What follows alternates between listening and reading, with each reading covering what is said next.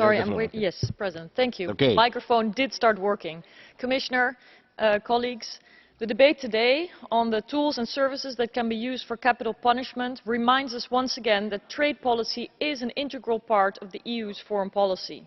It is vital that we continue to develop values-based trade policies, as is very much the theme in the new trade policy of the Commission. My colleagues and I would like to thank the shadow rapporteurs for their collegial cooperation, during which we focused on updates needed to close the loopholes in the current EU regime. The anti-torture regulation combines prohibitions of goods on the one hand with licensing requirements for trade in listed goods on the other hand. It governs a ban of trade in so-called single-use torture and execution items and related technical assistance under Annex II.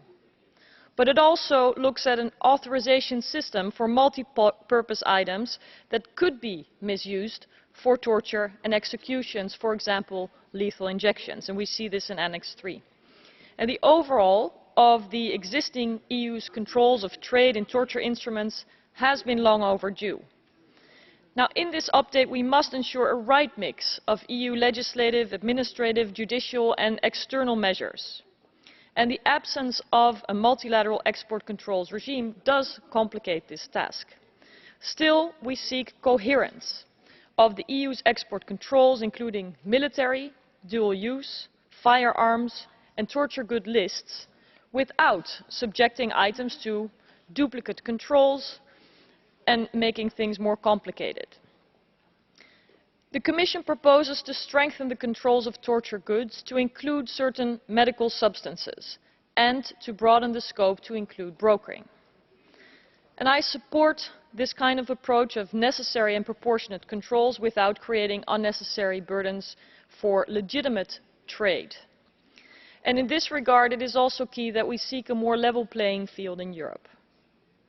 At the same time, as we act now, our policies and systems should be future-proof and flexible to be able to adjust to changing technologies or changing realities elsewhere in the world.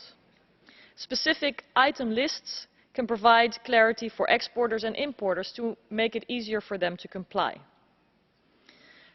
And we've also made sure that it is very clear and that there's no doubt about legitimate access to medicines and pharmaceuticals, which of course for the EU is an important market, and it must not be hindered by measures to curb the abuse in lethal injection.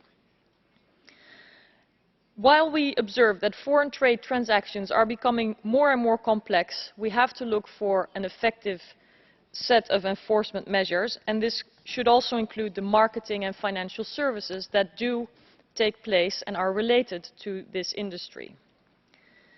We've asked for reporting and exchange of information between member states via a secure encrypted system, so that rejected licenses and other notifications or important information can be shared and can help states coordinate. And as the European Commission can more flexibly adapt the regulations and the items that are at stake, we do ask as a Parliament to be duly informed and involved.